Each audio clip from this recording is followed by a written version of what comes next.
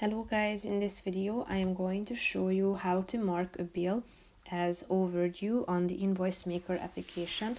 But first I just want to mention, don't forget to subscribe to my channel because at 10,000 subscribers I am going to show you my whole YouTube revenue statistics and growth strategy, how to make money online. So let's jump into it. First of all, open the application on your phone. After that you should tap on the invoices button down below in the left side corner of the screen, and then you should click on the all button at the top and click on the bill itself. Then you should tap on this three dots icon that you can find in the upper right corner of the screen, and then tap on overdue.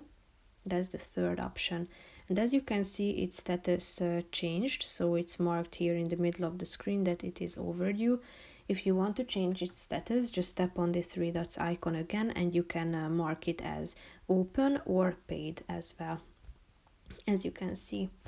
So that's pretty much it for this video guys. See you in the next one. Bye bye.